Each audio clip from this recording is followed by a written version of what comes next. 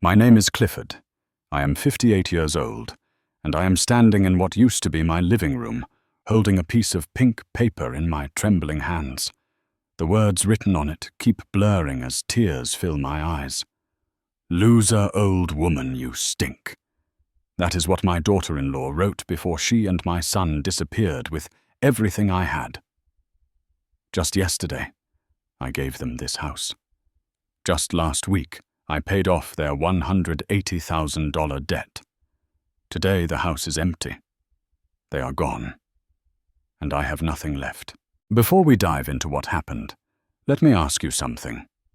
Where are you watching this from? Have you ever sacrificed everything for your family, only to be left with nothing? If this story resonates with you, please hit that like button and subscribe to this channel. You will want to hear what comes next, because this is not just about loss. This is about what happens when you lose everything, but refuse to stay down. I need to take you back to understand how I got here. My story does not start with betrayal. It starts with love. I was born in 1967 in Denver, Colorado. My parents were working-class people who taught me the value of hard work and honesty. Dad worked at a factory. Mom cleaned houses. We did not have much, but we had enough. That was the philosophy I carried into my own life. I met Patricia in 1985 at a community dance.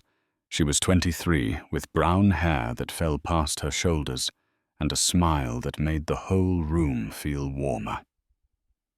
I was 22, fresh out of a technical program, working as an electrician at a local repair shop. Patricia worked as a nurse at the children's hospital. She had this way of making everyone feel cared for, like you were the most important person in the world when she looked at you. We dated for a year. Simple dates. Coffee shops, walks in the park, movies on Friday nights. I proposed to her on a bridge overlooking the mountains with a ring I had saved 6 months to buy. She said yes before I even finished asking. We got married in 1987 in a small church with 40 people, mostly family and close friends. It was not fancy, but it was perfect. Our life together was simple and good. We bought a small 2-bedroom house in the suburbs of Denver. Nothing fancy. Vinyl siding, a little yard out front, a maple tree that dropped leaves every fall. Patricia kept working at the hospital. I worked long hours at the shop, sometimes taking side jobs on weekends to make extra money. We were happy. In 1990, our son Marcus was born. I remember holding him for the first time in the hospital, this tiny human being with Patricia's eyes and my nose. I promised him right then that I would give him a good life. Patricia and I raised him the best way we knew how. We played catch in the backyard. We had pancake breakfasts on Sunday mornings. Patricia baked cookies every week. I taught Marcus how to fix things around the house, how to change a tire, how to be honest and work hard. But life does not always go according to plan. In 2005, when Marcus was 15, Patricia got sick. Breast cancer. It came fast and brutal. One day she was fine, laughing over dinner. 6 months later, she was gone. I remember sitting by her hospital bed, holding her hand as she took her last breath. She looked at me and whispered, "Take care of our boy." Then she was gone. I was 43 years old, and suddenly a single father to a teenage son. Marcus was devastated. He became angry, withdrawn, skipping school, staying out late. I did not know how to reach him, but I tried. I worked 2 shifts, one at the shop and another doing electrical work for a construction company, so I could afford to keep Marcus in a stable home. I taught myself how to cook the meals Patricia used to make. Her meatloaf, her roasted chicken. I was terrible at first, but I kept trying because I wanted Marcus to have some piece of his mother still with him. It took years, but Marcus slowly came around. By the time he graduated high school in 2008, he had calmed down. He enrolled in community college to study business. I was so proud. I thought we had made it through the worst. Then Marcus met Serena. It was 2012. Marcus was 22 in his final year at community college.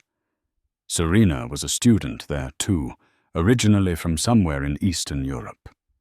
She was beautiful, I will admit that. Long, dark hair, green eyes, always dressed sharp. But there was something about her I could not put my finger on. Something cold. When she looked at me, it felt like she was calculating something. Marcus was head over heels. He talked about her constantly. Serena this, Serena that. They got married in 2014, a small ceremony at a courthouse. I paid for a small reception at a restaurant. Serena barely spoke to me that day. She smiled for the photos, but the moment the camera was gone, her face went blank. In 2016, they had a daughter, Lily. 2 years later, a son, Jake. I loved those kids. I visited every week, bringing groceries, toys, anything I could afford. I wanted to be a good grandfather the way my own father had been to me. But every time I visited, Serena seemed annoyed. She would take the groceries without a thank you and disappear into another room.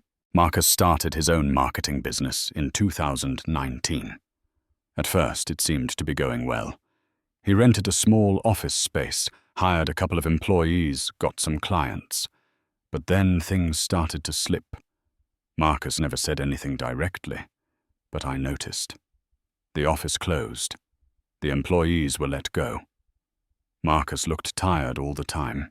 I asked him once if everything was okay.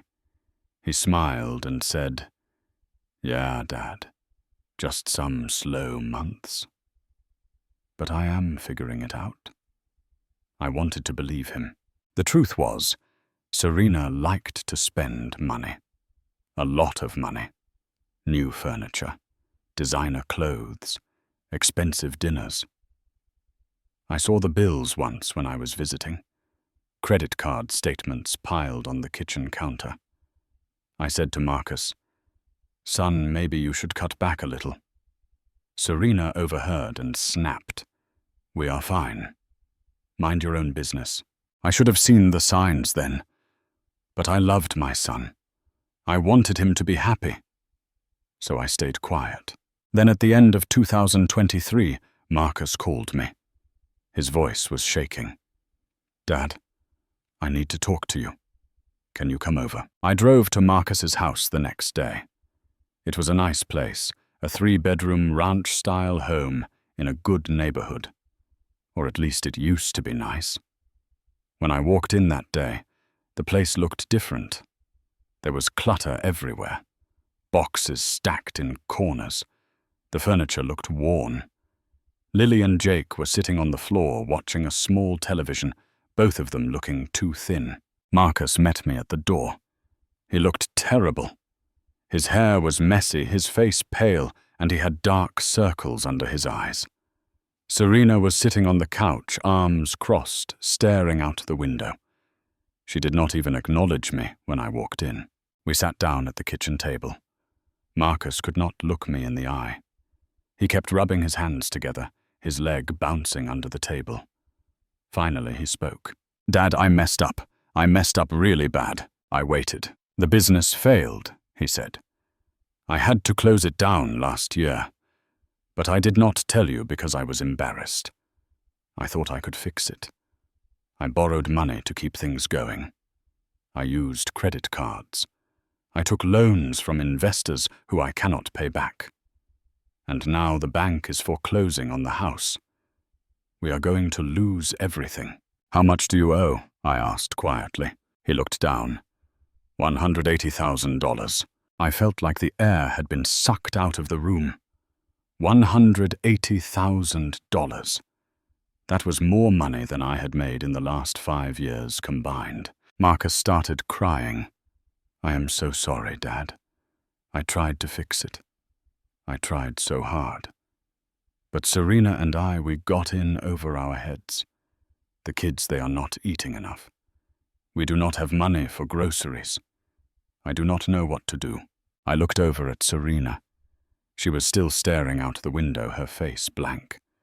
No tears, no emotion. Just cold silence. "What about you?" I asked her. "Do you have anything to say?" She turned to me slowly. "If you cannot help," she said flatly, "just go. We will figure it out." Her tone was like ice. I wanted to say something, but Marcus was crying too hard. I looked at Lily and Jake sitting in the other room. They were just kids, 8 and 6 years old. They did not deserve this. I left that day without making any promises, but I could not sleep that night. I kept thinking about Marcus, about Patricia, about what she would want me to do. The next morning I made a decision. I was going to save my son. I did not have $180,000 just sitting around. But I had assets. I had a house. I had savings. I had a car. And I had the willingness to give it all up if it meant saving Marcus and the kids. My house was worth about $250,000. I had paid off the mortgage years ago, so it was completely mine. I also had $50,000 in savings money I had been putting away for retirement. And I had an old truck worth maybe $8,000. If I liquidated everything, I could get the money Marcus needed. But there was a problem. If I gave Marcus the money and the debt was paid, he would still need a place to live. The bank was taking their house. So I came up with a plan. I would sell my truck and withdraw my savings. That would give me $58,000. Then I would take out a home equity loan on my house for $130,000. That would give me enough to pay off Marcus's debt, with a little left over for him to get back on his feet. Then, after the debt was paid, I would transfer my house to Marcus, so he and his family would have a stable place to live. I would move into a small apartment and live off whatever I had left. It was not a perfect plan, but it was the only way I could see to save my son. I called Marcus and told him to meet me at a coffee shop.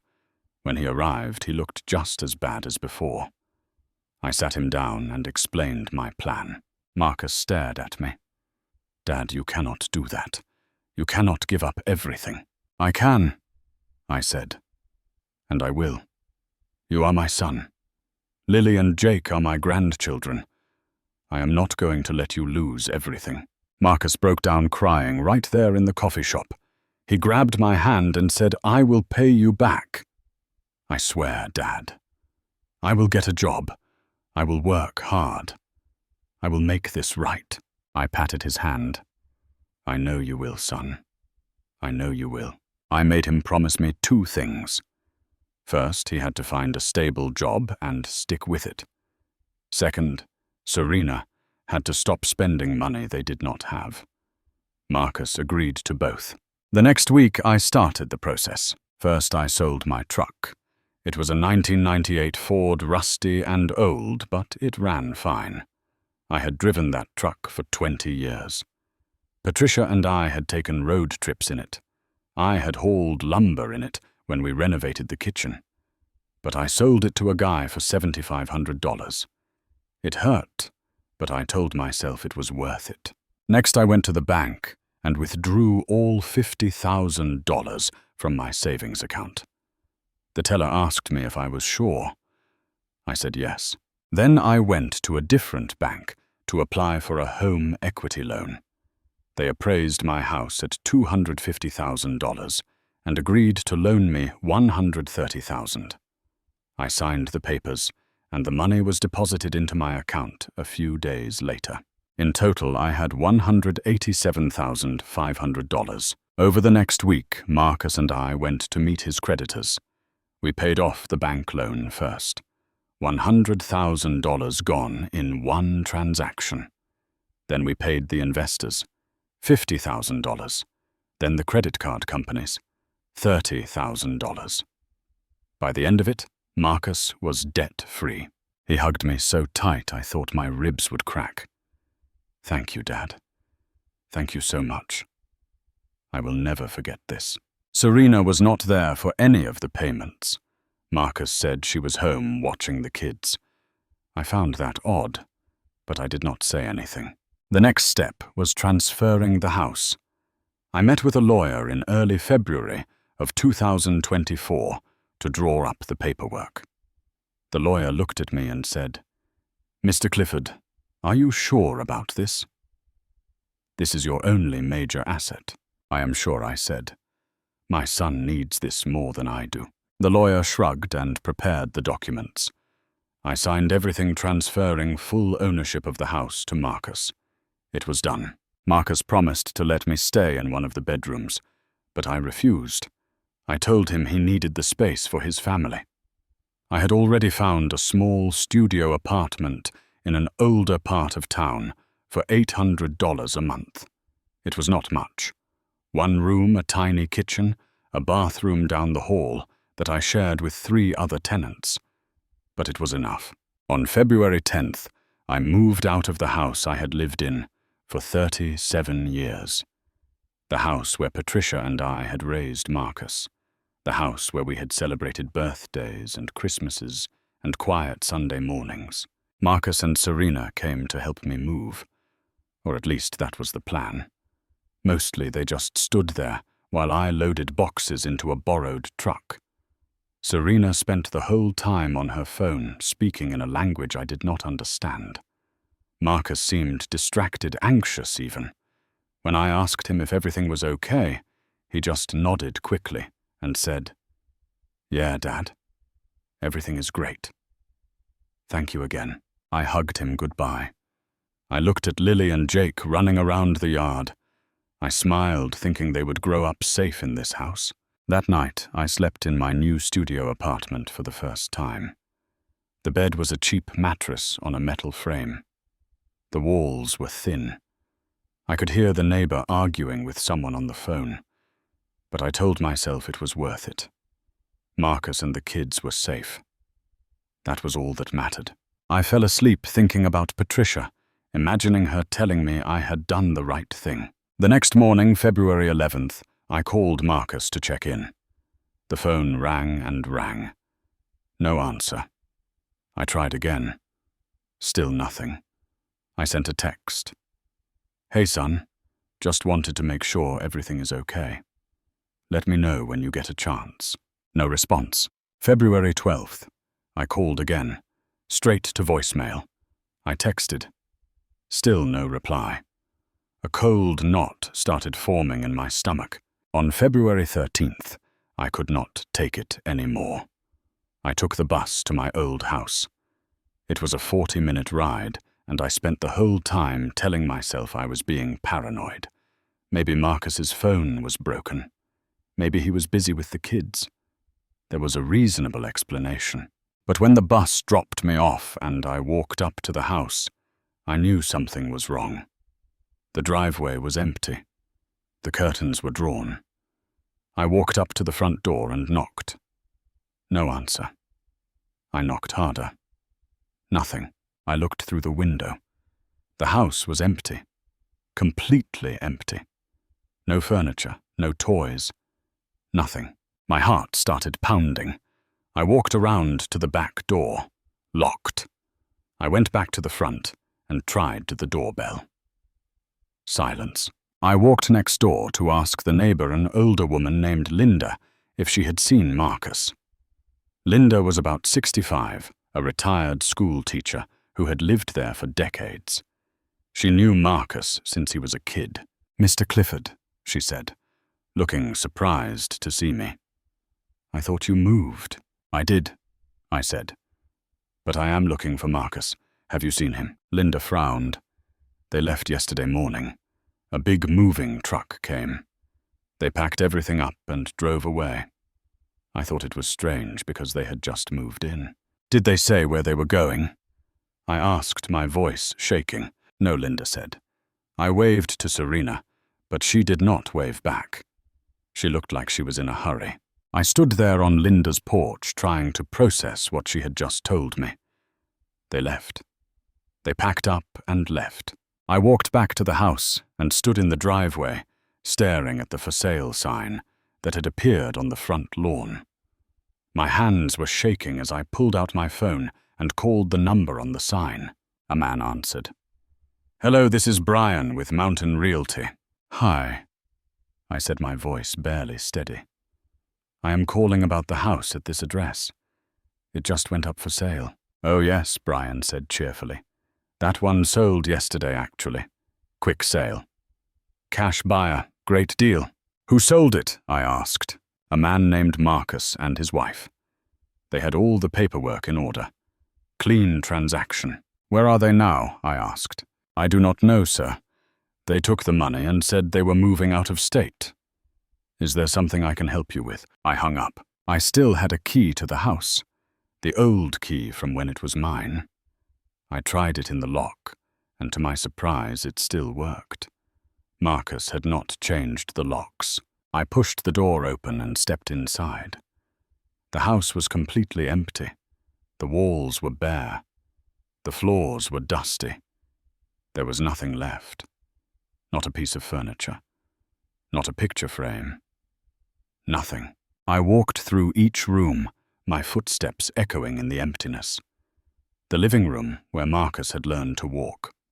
The kitchen, where Patricia had made dinner every night. The bedroom, where we had tucked Marcus in as a child. All of it was gone. I ended up in the kitchen. On the counter, there was a single piece of pink paper. I picked it up. The handwriting was sharp and angular. I recognized it as Serena's. The note said, "Loser, old woman, you stink. Thanks for the money and the house. We are going to live a good life now. You can rot in your little apartment. We do not need you anymore. Do not try to find us." -S. I read it 3 times. Then I sank to the floor, my back against the kitchen cabinet, and I started to cry. Not quiet tears, loud heaving sobs that echoed through the empty house. Old woman. She called me an old woman to humiliate me, to make it hurt more. They had planned this. They had taken everything and left. My son, my grandchildren, $180,000. My house, all of it. Gone. I sat there on the floor until it got dark. I did not have the energy to move. I just kept reading that note over and over, the words blurring as my eyes filled with tears. The next morning I went to the police station. I brought the note with me. I walked up to the front desk and asked to speak to an officer. They sent me to a detective named Officer Thompson. He was maybe 40 years old, with graying hair and tired eyes. I sat down across from him and explained everything. The debt, the money, the house, the note. I showed him the pink paper. Officer Thompson read it, his face remaining neutral. "Mr. Clifford," he said gently, "I understand how you feel. But legally speaking, this is complicated. You willingly transferred ownership of the house to your son. He had the legal right to sell it. But they tricked me," I said. "They took everything and ran." Officer Thompson sighed. "Unless you can prove fraud or coercion, there is not much we can do. You gave the house as a gift. There was no contract saying he had to let you live there or that he could not sell it. I am sorry. So they can just take everything and leave?" I said, my voice breaking. "I am afraid so," he said. "You can try to hire a lawyer, but it will be expensive. And even if you win, finding them to collect any judgment will be another challenge entirely." I left the police station feeling hollow. I had nothing. No house, no savings, no son. Just a rented room and a cruel note. But I was not done yet. I took what little money I had left, about $1,500, and made an appointment with a lawyer named Mrs. Brennan. She was a family law attorney in her 50s, with a reputation for being honest. I explained my situation. She listened carefully, took notes, and reviewed the paperwork I had brought. When I finished, she looked at me with kind but sad eyes. "Mr. Clifford," she said, "I wish I had better news, but you have almost no legal recourse here. The transfer was voluntary. The note is offensive, but it is not illegal. You could file a lawsuit claiming fraud, but you would need to prove that Marcus and Serena intended to deceive you from the beginning. That is very difficult to prove. And even if you won, the cost of the lawsuit would be at least $15,000, possibly more. And there is no guarantee you would recover anything." I slumped in my chair. "So there is nothing I can do." "I am sorry," she said. "Sometimes the law cannot fix what is broken." I spent the next few days trying to find Marcus. I called his phone over and over. Nothing.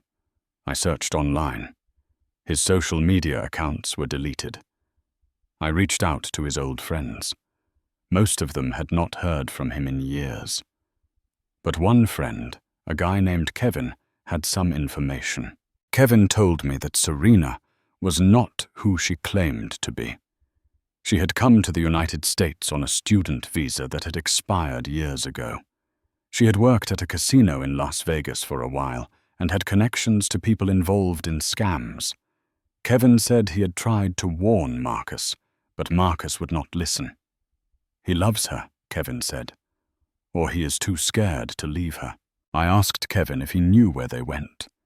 He said he thought they had left the country, probably back to Serena's home country in Eastern Europe. He did not have details. I did some more digging. I called airlines, but they would not give me passenger information. I tried searching for Marcus online, but there was nothing. It was like he had vanished.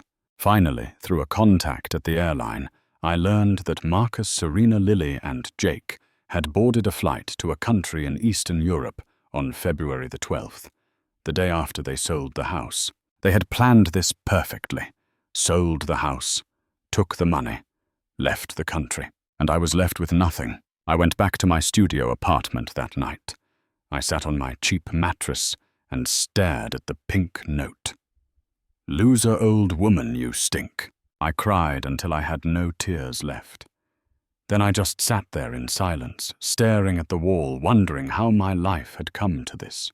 For the first few days after discovering the truth, I did not eat much. I barely left my apartment. I just sat there replaying everything in my mind. How could Marcus do this? How could he betray me like this? But eventually, anger set in. Not at Marcus, not even at Serena. I was angry at myself. I had been so desperate to save my son that I had ignored every warning sign. Serena's coldness, Marcus's desperation, the way they had avoided me during the debt payments. I had been a fool, but anger was not going to pay my rent. So I got up, I washed my face, I put on clean clothes, and I went looking for work. At 58 years old, finding a job was not easy. Most places wanted younger workers. But eventually I found a position at a hardware store about a mile from my apartment. They needed someone to help with inventory and customer service. The pay was $15 an hour, and they could only give me 30 hours a week. That came out to about $1,800 a month before taxes. After taxes, I was taking home maybe $1,500. My rent was $800. Food was about $400. Utilities, transportation, and other expenses brought my total monthly costs to about $1,450. That left me with $50 a month to save. Not much, but it was something. I also started doing side work. I still knew how to fix things. Electrical work, plumbing, small repairs. I put up flyers around the neighborhood offering my services. On weekends, I would pick up a few jobs here and there, making an extra $400 or $500 a month. It was not easy. My back hurt from lifting boxes at the hardware store. My knees ached from climbing ladders during repair jobs. But I kept going. I had to. I also made friends. At the hardware store, I worked with a younger guy named David. He was maybe 30, friendly, always asking how I was doing. One day, he invited me to have lunch with him and his wife, Amy. They lived in the same apartment building as me, just 2 floors up. Amy was a kindergarten teacher. She was warm and kind, the type of person who made you feel like everything would be okay.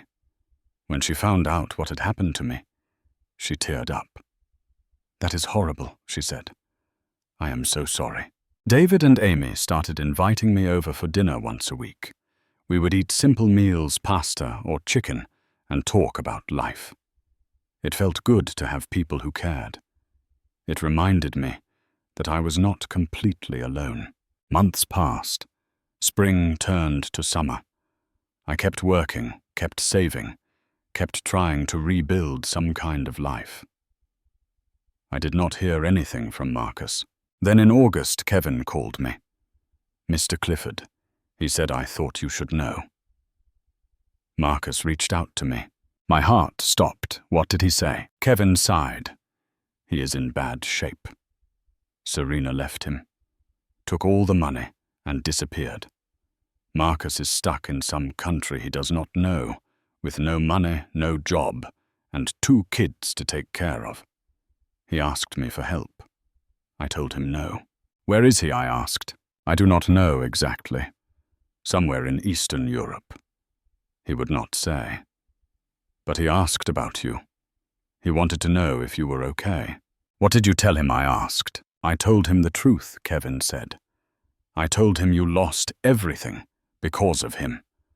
I told him you are working 2 jobs just to survive. And I told him that if he wanted to fix this, he needed to figure it out himself." "Good," I said quietly. "He is your son," Kevin said. "Do you want to talk to him?" I thought about it for a long time. Then I said, "No, not yet." In September, I started to feel something I had not felt in months. Peace. It was not happiness. Not yet. But it was peace. I woke up in my small apartment, and instead of feeling crushed by everything I had lost, I felt light, free. I realized something. For years, I had carried the weight of trying to save Marcus, trying to fix his problems, trying to make him happy. But he was an adult. His choices were his own, and I could not save him from himself. That realization was both heartbreaking and liberating. I started spending more time with Amy and David. We would watch movies together, go for walks in the park, play cards on Saturday nights. They became like family to me. I also started going to a support group for people who had been financially exploited by family members. There were about 10 of us who met every Tuesday night in a church basement. Hearing other people's stories helped. I was not alone. There were others who had been betrayed by children, siblings, parents. We shared our pain, and somehow that made it easier to carry. One evening in October, my phone rang. It was a number I did not recognize. I almost did not answer. But something made me pick up. "Dad." It was Marcus. His voice was hoarse, weak. I did not say anything. I just listened. "Dad, I am so sorry. I messed up. I messed up so bad. Serena, she tricked me. She took all the money and left. I am stuck here with the kids. We do not have anything. I do not know what to do." Still, I said nothing. "Please, Dad, can you help me? Can you send money so we can come home? The kids are suffering. They miss you. I miss you." I closed my eyes. I thought about Patricia. I thought about all the years I had spent trying to save Marcus. And I thought about the note. "Loser old woman, you stink." "No, Marcus," I said quietly. What he said, his voice breaking. "No, I cannot help you anymore. But I am your son." "You were my son," I said. "But you chose money and Serena over me. You took everything I had, You left me with nothing. And you did not even have the decency to say goodbye. That was Serena. Marcus cried. I did not write that note. I did not want to hurt you. But you did not stop her, I said. You took the money. You sold the house. You left me. You made your choice. There was silence on the other end of the line. You need to figure this out yourself, I continued. I cannot save you any more. I do not have the money. And even if I did, I would not give it to you.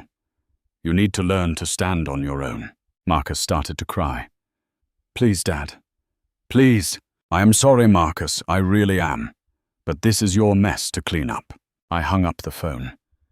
My hands were shaking. My heart was pounding. But I did not call him back. For the first time in my life, I had said no to my son, and it felt like the right thing to do. It has been a year now since I lost everything. It is February of 2025. I am standing outside the hardware store where I work, watching the sun rise over the mountains. I still live in the same studio apartment. I still work 2 jobs. I still have almost no savings. But I am okay. I am more than okay, actually. I am at peace. The pain of what Marcus did has not gone away completely. Some days I still think about him and wonder how he is doing. I think about Lily and Jake and hope they are safe. But I have learned to let go of the need to fix everything. I have learned that loving someone does not mean sacrificing yourself completely. Sometimes the most loving thing you can do is to let someone face the consequences of their actions. I have also learned that I am stronger than I thought. Losing everything forced me to rebuild from nothing. And in that rebuilding I found parts of myself I had forgotten. I found resilience. I found independence. I found peace. David and Amy invited me over for dinner last night. We ate spaghetti and garlic bread and laughed about silly things. When I left their apartment, Amy hugged me and said, "You know, Mr. Clifford, you are one of the toughest people I have ever met." I smiled. I do not know about that. I do, she said. You lost everything and you are still standing. That takes real strength. This morning I stopped by my old house. The new owners have painted it a different color. There is a swing set in the backyard now. I stood on the sidewalk and looked at it for a while. It hurt, but not as much as it used to. That house was my past. This life, small as it is my present. And maybe, just maybe, it is enough. I thought about Patricia this morning, like I do most mornings. I wondered what she would think of everything that has happened. I think she would be sad about Marcus, but I also think she would be proud of me. Proud that I kept going. Proud that I chose to live even when it would have been easier to give up. I am not a loser. I am not an old woman who stinks. I am a survivor. I am a man who gave everything for his son and lived to tell the story. And that I have realized is not something to be ashamed of. It is something to be proud of.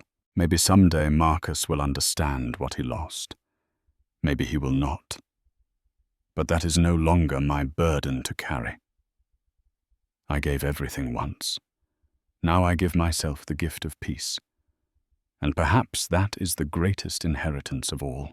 So let me ask you, have you ever been betrayed by someone you loved? Have you ever had to start over from nothing? If this story touched you, please leave a comment below. I would love to hear your story. And if you found value in this, please hit that like button, subscribe to this channel, and share this video with someone who might need to hear it. Your support means everything. Thank you for listening to my story. I hope it reminds you that no matter how much you lose, you can always rebuild. You are stronger than you think. Take care of yourself, and remember, peace is not about having everything. It is about being okay with what you have. God bless you all.